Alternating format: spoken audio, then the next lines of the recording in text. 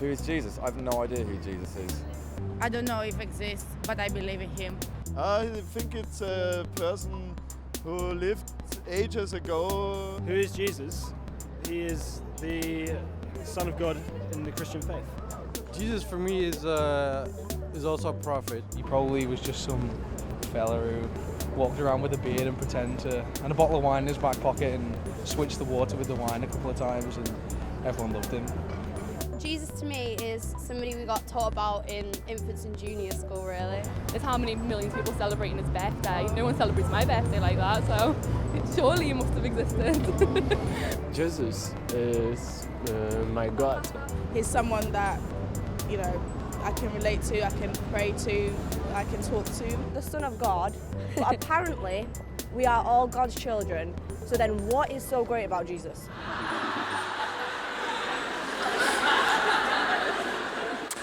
I was born and bred in a beautiful town just north of London called Luton, and I love my hometown and I love everything about it, but it's one of those places in life where it doesn't give its beauty away to everyone, and you have to look quite closely to see the beauty. So this is the view from the house I grew up in, and you can see it might just look like a corner shop, but if you look very closely, the bollards outside the corner shop, if you just look at that photo, someone's taken the trouble to paint them green, and actually it matches the security shutters. So not only are you protected from ram raids, but it looks quite nice. And so it's just one of those places we had to, look a bit closer. And my parents had been missionaries in China before I grew up, and then they moved back to Luton. And so kind of church and faith were part of my life from quite a young age. But when I went to school, I went to quite a rough school. It was known as the worst school in Luton, which is actually quite a difficult accolade to achieve. And it's what these days you would call a failing school. Largely because it failed, actually, and they knocked it down. But when I arrived there, I quite quickly realized that out of 800 people, I was one of only one or two people who had any kind of faith or went to church. It suddenly hit me, you don't have to believe all this stuff that I've been told about. Like, it might not be real, it might not be true.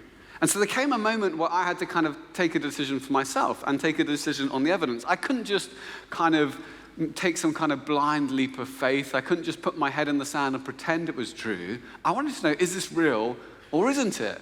And I wanted to know what was the evidence about it. For me personally, evidence has always been very important. After Luton, I went to read law at Oxford. And in fact, I studied and worked as a lawyer for 10 years. I worked as a barrister specializing in defending people accused of crimes. Then over the years, I represented hundreds, probably over 1,000 people accused of crimes.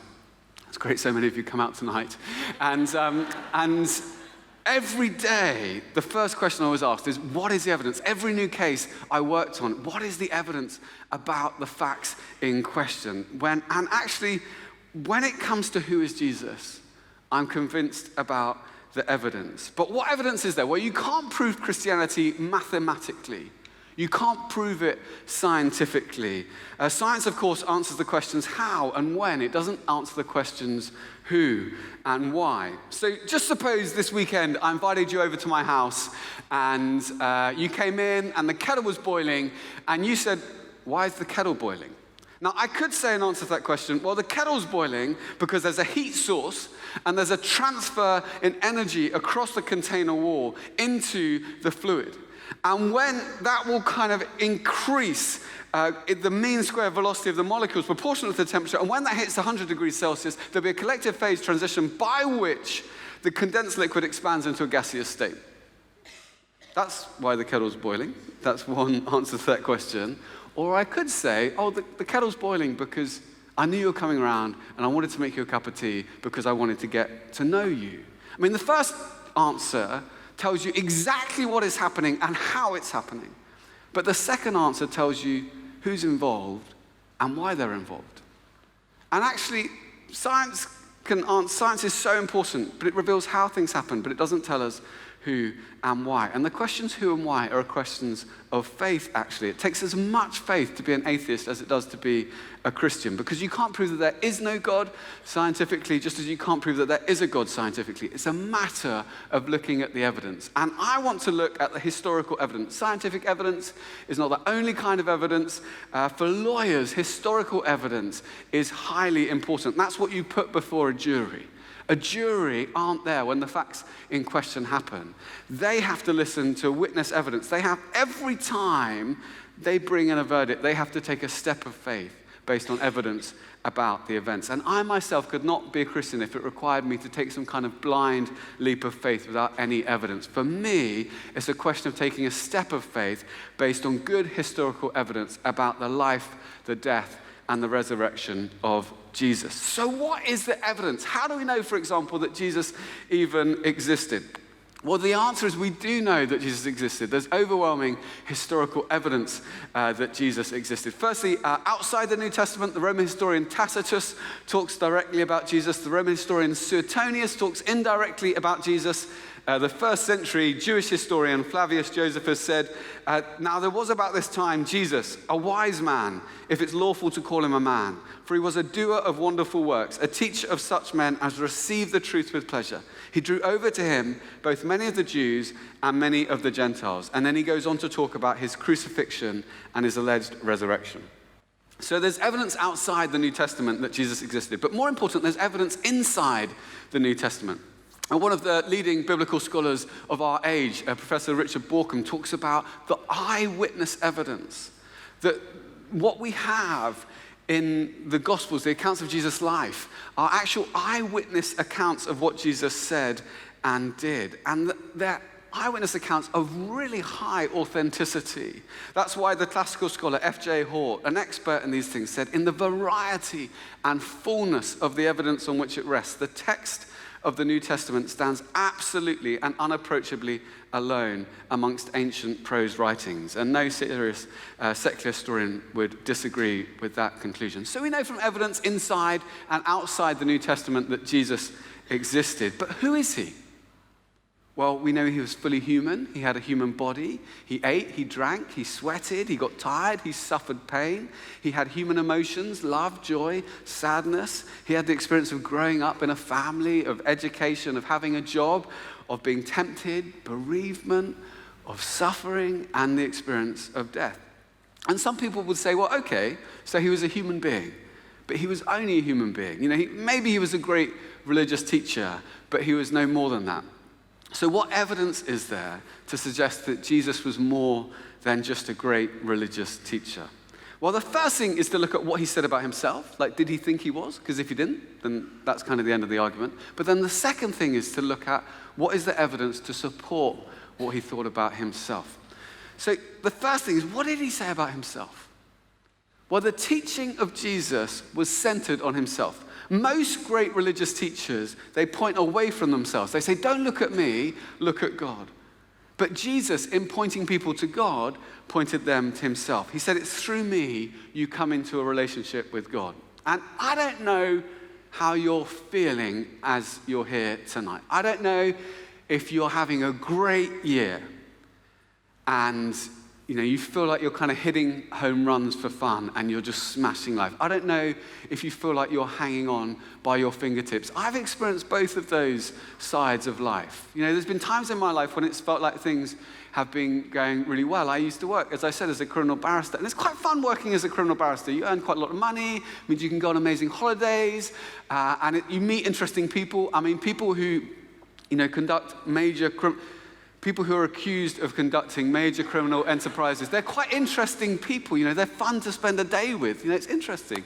How do you get across? And they're quite fun to spend around. And then it's even better when you go to parties, you say you're a criminal barrister, people are interested in what you do for a living. And it was even better if they knew my sector, because some of the people I worked with were the very best in the country at what they did. And so if they knew I worked with them, they'd say, you work with them? They're brilliant. You must be brilliant. And I go, no. But inside I was thinking, yes.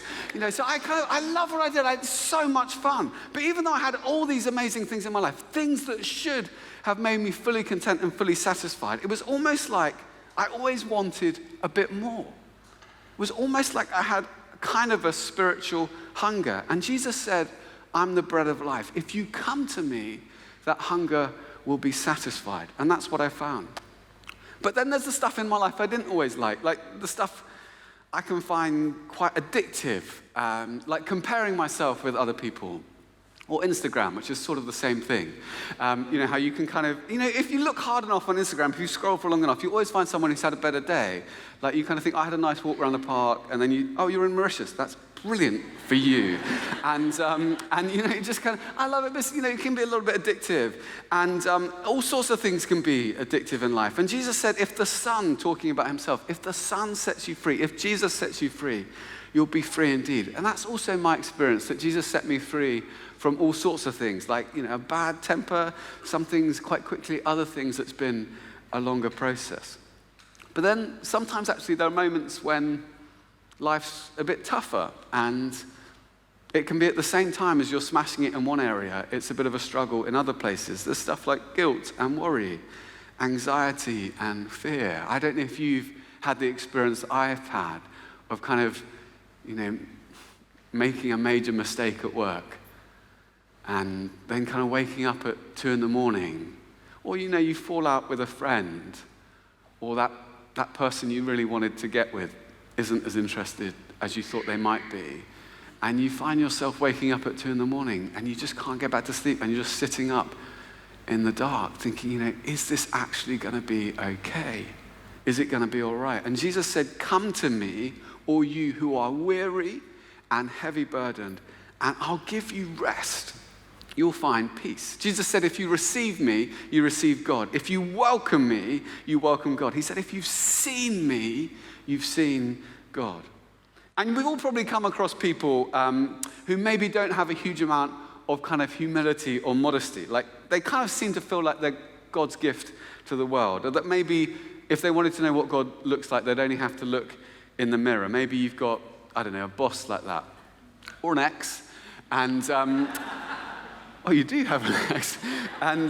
But Jesus didn't have a trace of arrogance in his nature. And he said, if you want to know what God looks like, look at me. So firstly, Jesus' teaching was centered on himself. But then secondly, there were his indirect claims. Jesus put himself in a position which only God could be in. I mean, for example, Jesus said to people who had never met before, he said, your sins are forgiven.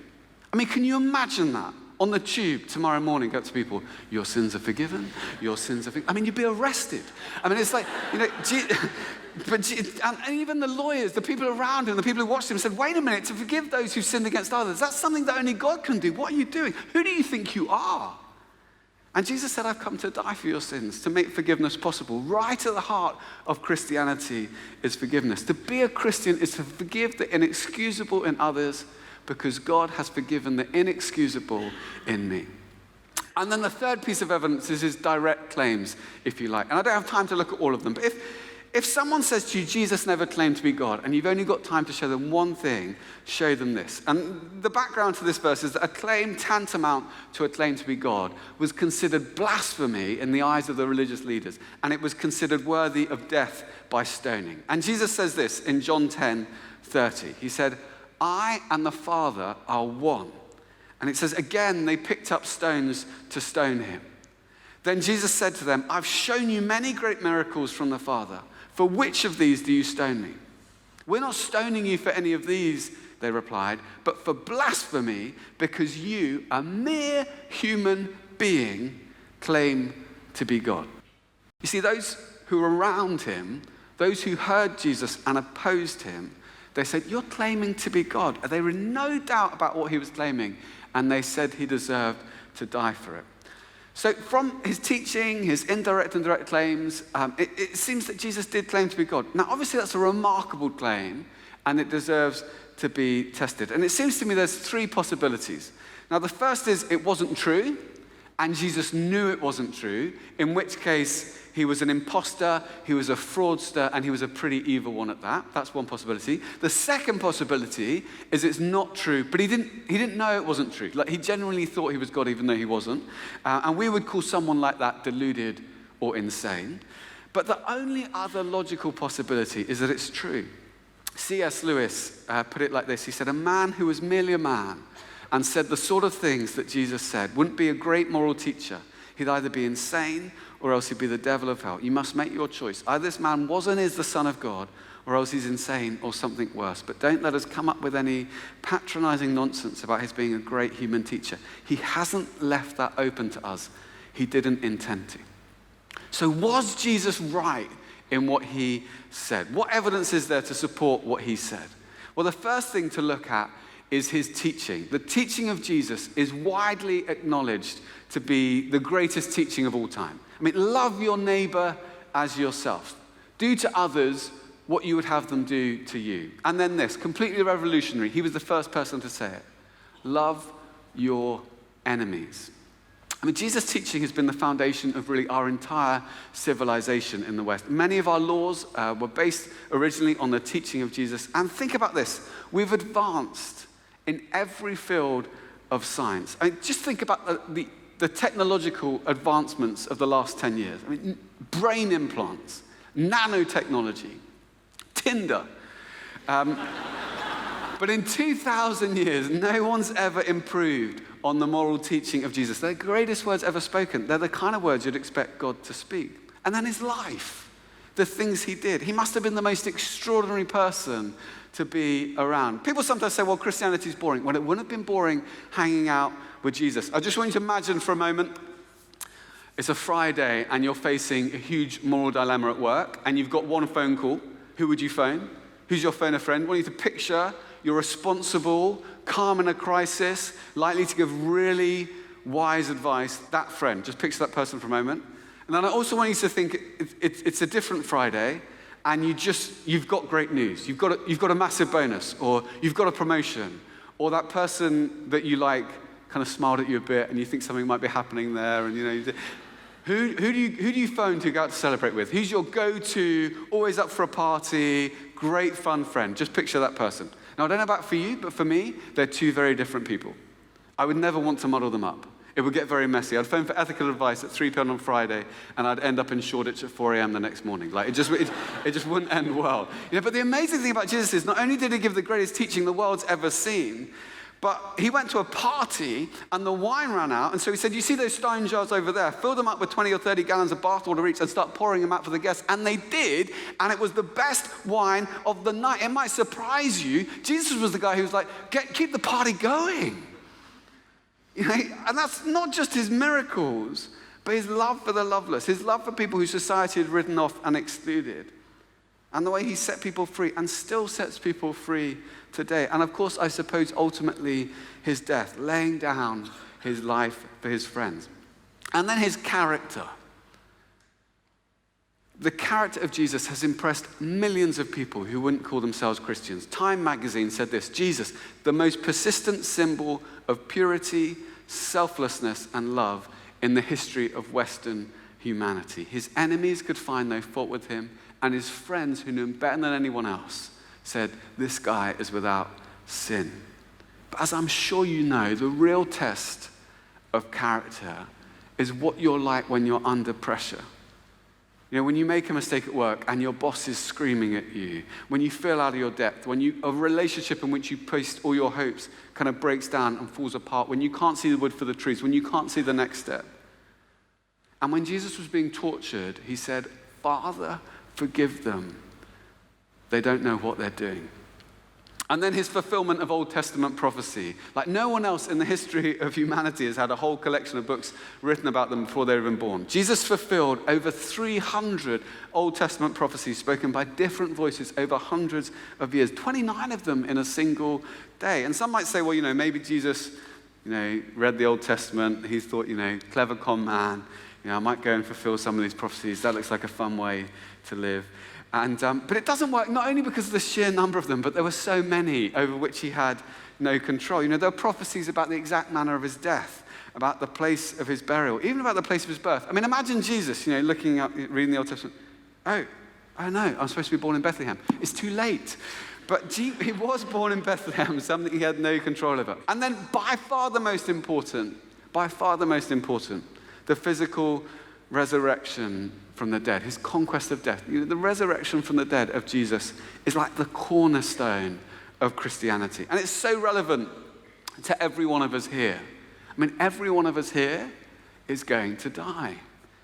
And it always feels a bit awkward bringing that up, in London on a Wednesday night. I'm so sorry if you didn't know yet. But we don't like to sit with the reality of death. Like we find it uncomfortable, like me, we crack a joke or we move past it or we try and talk about something else. I even heard of a hospital where they've forbidden the use of the word death. They have a much more politically correct way of speaking about it. They talk about a negative patient care outcome. But the fact is we die. And I'll never forget going to the funeral of my good friend Jamie, who died in really tragic circumstances, and seeing his coffin and seeing it go into the ground. And it looks so final. It looks like the end. And it is the end.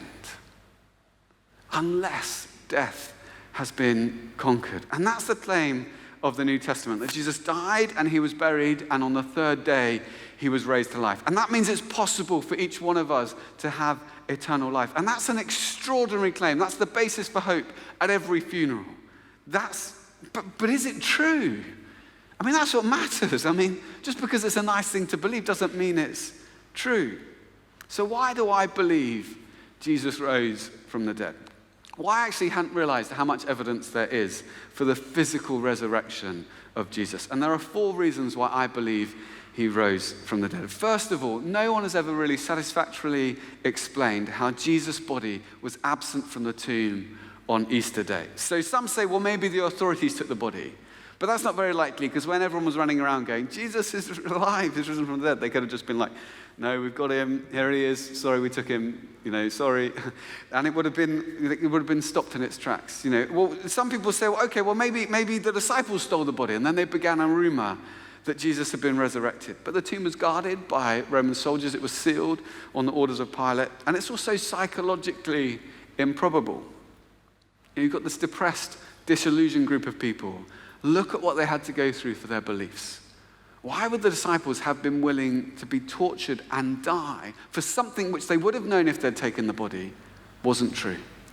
Well, some say, well, maybe robbers stole the body. Well, that's the least likely of all, because I haven't actually talked about the empty tomb, because the tomb wasn't empty. Jesus' body was absent. But when the disciples got to the tomb, they found the grave clothes, which were the only valuable thing for the robbers to take. They had collapsed like a caterpillar's cocoon when a butterfly has emerged. And the headpiece that had been around Jesus' head had been folded up and put in a separate place. And when they saw that, they believed. Second reason I believe Jesus rose from the dead is not only was Jesus absent from the tomb, he was present with people. He was seen by many people on different occasions. And sometimes people say, well, maybe that was hallucination. And yeah, people do hallucinate. The kind of people who hallucinate tend to be quite highly strung, imaginative people on drugs. But amongst Jesus' disciples, you had Thomas, who was like the ultimate skeptic. You had some tough, gritty fishermen. You had Matthew, the tax collector. Let me tell you, tax collectors do not hallucinate. But in any event, it's highly unlikely that even 2 people would have the same hallucination. Jesus appeared on 11 separate occasions. On one occasion to more than 500 people at the same time. 500 people could not have the same hallucination. And then the third reason I believe Jesus rose from the dead is the immediate impact. Here was a group of people who were discouraged, depressed, fearful, hiding. And something happened that totally changed them. So 3 days after his death, they were going around telling everyone, we've seen Jesus. Jesus is alive. And then you get this historical phenomenon we know about, which is the growth of the Christian church. And it's extraordinary because beginning with a group of basically fishermen and tax collectors, there's this explosion in 300 years right across the whole known world. It's a story of peaceful revolution with no parallel really in the history of humanity. And then the fourth reason I believe Jesus rose from the dead is the sheer number of people's lives which have been transformed by Jesus. More people now than ever before. Tens of thousands of people each day placing their trust in Jesus. Today, 2,300,000,000 Christians in the world, all testifying to an experience of Jesus and an encounter with Jesus. We've got Christian experience down the ages. Countless millions of people who've experienced the risen Jesus Christ. People from every ethnicity, every continent, every nationality, every socio-economic group, every economic and intellectual background, from all walks of life, uniting in this common experience of the risen Jesus. So when I look at the evidence about Jesus, Jesus' claims, what he said about himself, who he said he was, his teaching, his life, the fulfillment of prophecy, his resurrection from the dead. To say he was evil or deluded just seems unbelievable and illogical. So I'm left with the only other option. When I look at the evidence, it gives the strongest possible support to Jesus being a man whose identity was God. But there's all the difference in the world between head knowledge and heart knowledge. I can be convinced of something in my head without it making its way to my heart. And when I placed my trust in Jesus, that knowledge went from my head to my heart. Jesus said, I've come so you might have life, and life in all its fullness. And I tell you, I've had my ups and my downs. I've been through difficulties. I've messed up more times than I care to remember. I'm far from perfect, but I have experienced what Jesus promised. It really is true that God has revealed himself in Jesus. Jesus really is who he claimed to be. Jesus really did rise from the dead. There is hope beyond this life. There is hope for this life. Right now, in an encounter with Jesus, we find life and life in all its fullness. And that's my experience of what Jesus came to bring. And that's why I believe that Jesus is who he claimed to be.